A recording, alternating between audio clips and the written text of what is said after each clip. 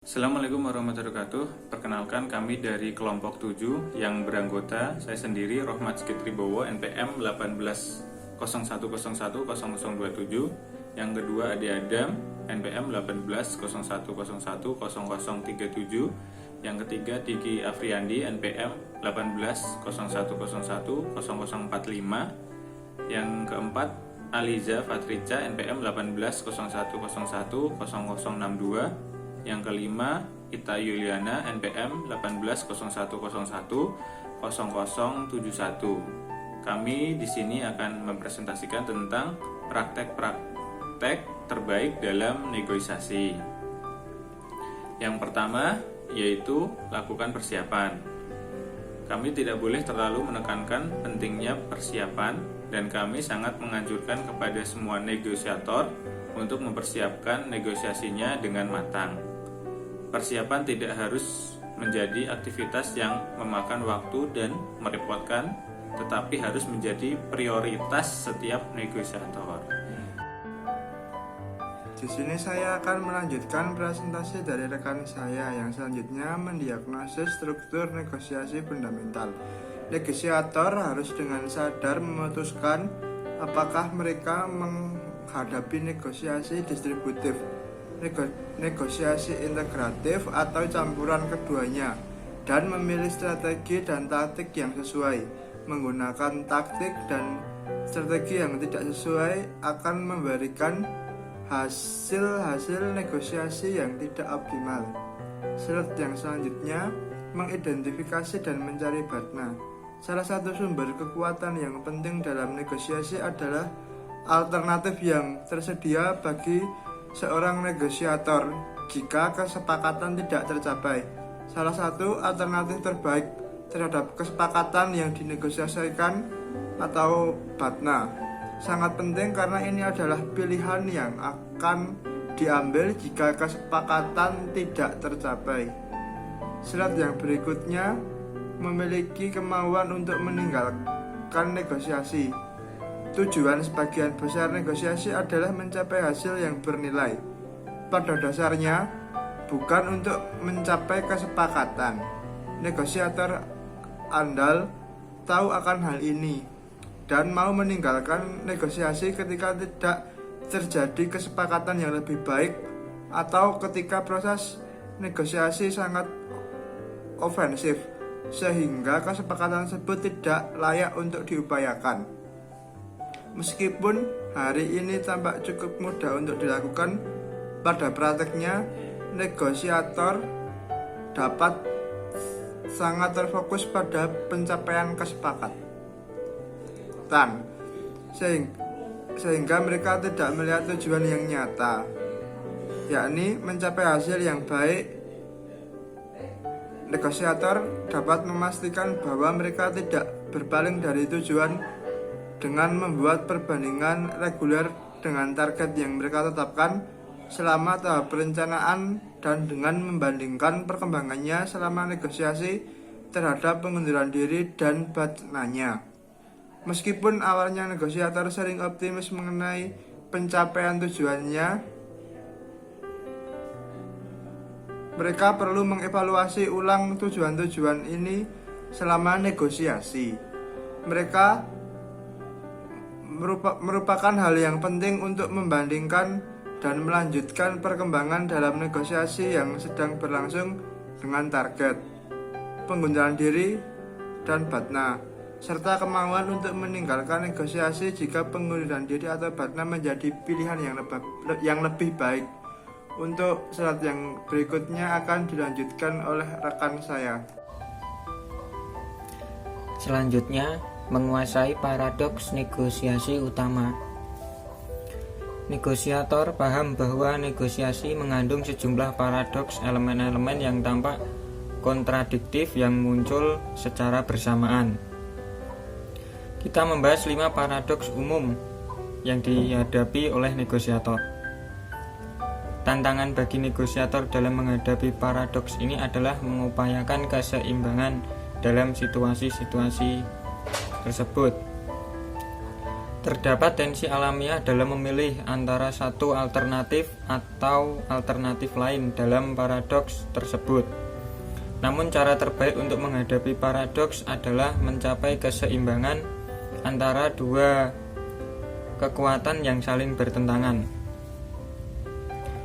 Negosiator yang andal tahu bagaimana mengelola tensi ini.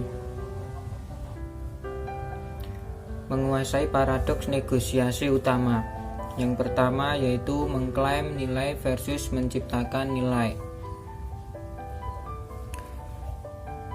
Yaitu adalah negosiasi memiliki tahap nilai, di mana pihak-pihak yang terlibat memutuskan siapa yang mendapatkan berapa bagian. Namun banyak negosiasi yang juga memiliki tahap menciptakan nilai, di mana pihak-pihak yang terlibat bekerja sama mengembangkan sumber daya dalam negosiasi. Keahlian dan strategi yang tepat untuk setiap tahap cukup berbeda. Secara umum, keahlian distributif digunakan untuk tahap klaim nilai, dan keahlian integratif digunakan untuk tahap penciptaan nilai. Kemudian yang kedua yaitu mempertahankan prinsip versus fleksibel terhadap aliran.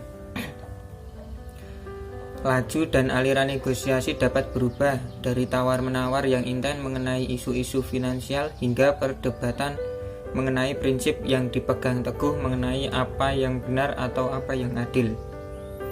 Transisi ini seringkali menimbulkan paradoks kedua bagi negosiator. Di satu sisi, negosiasi yang efektif memerlukan pemikiran dan pemahaman fleksibel bahwa penilaian terhadap satu situasi mungkin perlu disesuaikan.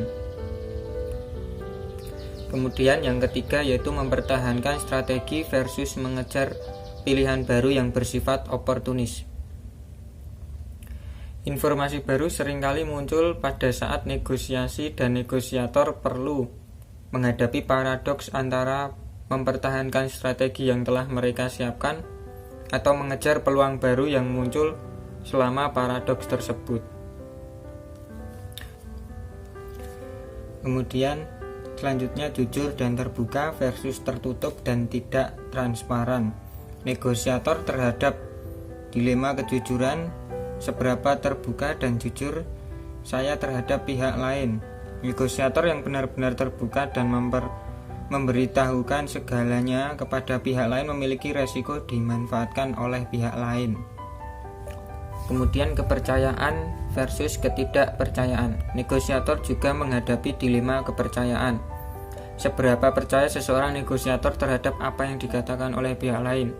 Negosiator yang mempercayai segala hal yang dikatakan oleh pihak lain akan mudah dimanfaatkan oleh pihak lain. Kemudian selanjutnya, mengingat hal-hal yang tidak terwujud. Negosiator harus mengingat faktor yang tidak berwujud ketika bernegosiasi dan tetap waspada terhadap efek-efek potensinya. Hal-hal yang tidak berwujud sering mempengaruhi negosiasi secara negatif dan seringkali muncul di luar sepengetahuan negosiator. Hal-hal yang tidak berwujud adalah faktor psikologis yang memotivasi negosiator dan meliputi menang, menghindari kerugian, terlihat kuat bagi orang lain, tidak terlihat lemah, menjadi orang yang adil, dan lain-lain. Setidaknya terdapat dua cara untuk mengetahui faktor tidak berwujud yang dapat mempengaruhi pihak lain. Salah satu cara untuk mengungkap faktor yang tidak berwujud pihak lain adalah dengan memberikan pertanyaan yang dapat mengungkap mengapa ia tetap bersikukuh pada titik tertentu. Cara kedua adalah dengan mengajak pengamat atau pendengar dalam negosiasi. Pendengar mungkin dapat membaca emosi atau perilaku nonverbal pihak lain dan berfokus pada masalah-masalah penghambat. Poin selanjutnya adalah mengelola koalisi secara aktif. di mana di sini koalisi dapat memberikan dampak yang sangat signifikan terhadap proses dan hasil negosiasi, sehingga negosiator harus mengetahui setidaknya 3 jenis koalisi dan dampak potensialnya. Jenis yang pertama adalah koalisi yang melawan, kemudian yang kedua adalah koalisi yang mendukung, dan yang ketiga adalah koalisi bebas yang tidak terdefinisikan yang mungkin mendukung atau melawan. Sehingga di sini negosiator yang handal harus menilai keberadaan dan kekuatan koalisi dan berusaha untuk menangkap kekuatan koalisi yang menguntungkan baginya. Jika hal ini tidak memungkinkan, maka negosiator harus berusaha untuk mencegah pihak lain mendapatkan koalisi bebas untuk dimanfaatkan oleh mereka. Nah, ketika negosiator ini merupakan bagian dari koalisi, berkomunikasi dengan koalisi sangatlah penting untuk memastikan bahwa kekuatan koalisi sejalan dengan tujuan negosiasi. Begitupun, negosiator yang merupakan agen atau perwakilan koalisi juga harus mengelola proses ini dengan saksama. Untuk poin yang selanjutnya adalah nikmati dan lindungi reputasi. Reputasi di sini seperti telur yang rapuh, penting untuk dibangun, mudah pecah, dan sangat sulit untuk dibangun kembali ketika rusak. Jadi reputasi ini menyebar dengan cepat, dan orang-orang seringkali lebih tahu mengenai Anda daripada yang Anda pikirkan. Ketika memulai negosiasi dengan reputasi positif itu sangatlah penting, dan negosiator juga harus waspada dalam melindungi reputasinya. Negosiator yang mempunyai reputasi suka ingkar janji dan tidak bernegosiasi dengan jujur akan sulit untuk melakukan negosiasi di masa yang akan datang dibandingkan dengan negosiator yang memiliki reputasi jujur dan adil. Nah, dalam bernegosiasi perlu diperhatikan keras namun adil versus keras dan curang.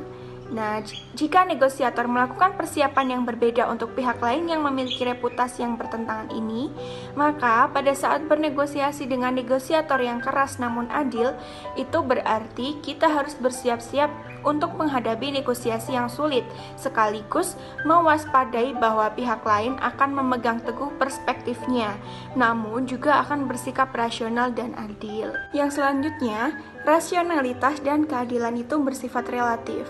Nah, negosiator dapat melakukan 3 hal untuk mengelola persepsi ini. Hal yang pertama, mereka dapat mempertanyakan persepsi mereka sendiri mengenai keadilan dan mendasarkannya dalam prinsip yang jelas. Hal yang kedua, mereka dapat menemukan tolok ukur eksternal dan contoh yang menyatakan hasil-hasil yang adil. Nah, hal yang terakhir, negosiator dapat menjelaskan definisi keadilan yang diyakini oleh pihak lain dan terlibat dalam dialog untuk mencapai konsensus mengenai standar keadilan apa yang berlaku dalam situasi tersebut. Terlebih lagi, negosiator ini seringkali berada dalam posisi untuk mendefinisikan apa yang benar atau apa yang adil secara kolektif sebagai bagian dari proses negosiasi. Nah, dalam kebanyakan situasi, tidak satu pun sisi yang menentukan apa yang benar, rasional, atau adil. Orang-orang yang berpikir logis dapat berselisih pendapat, dan seringkali hasil yang paling penting yang dapat dicapai oleh negosiator kesepakatan umum yang disepakati berdasarkan perspektif definisi fakta dengan cara yang benar untuk melihat masalah maupun standar untuk menentukan apa hasil atau proses yang adil. Baik, yang selanjutnya yaitu kita harus terus belajar dari pengalaman kita. Nah, negosiator itu akan menggambarkan atau ada ungkapan besar sepanjang hayatnya. Nah, negosiator yang baik itu akan terus belajar dari pengalaman mereka.